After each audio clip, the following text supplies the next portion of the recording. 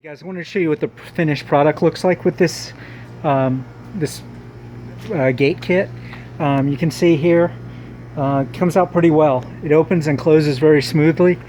Can't complain anything about it. It's a fantastic, it's really awesome for the price. Close it up. You can see it comes right down there, pretty good.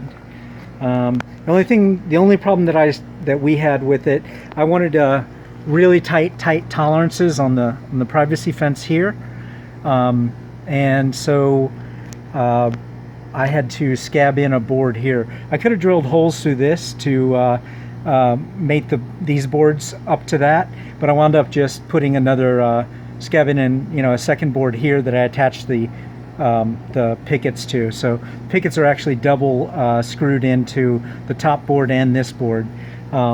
And then down on the bottom too. I didn't have to do a second board on the bottom.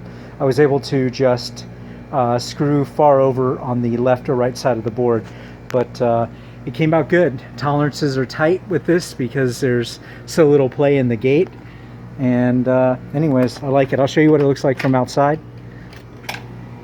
Probably gonna lock myself out here accidentally, and you can see here's where I put a trim board here. That's a nice thing to do. It makes it look real pro.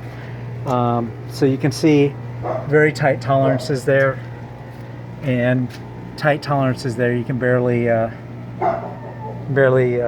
see in there. So came out pretty good. Anyways, if you have any, by the way, and to achieve this tightness, this board, this is a double board right here, as you can see.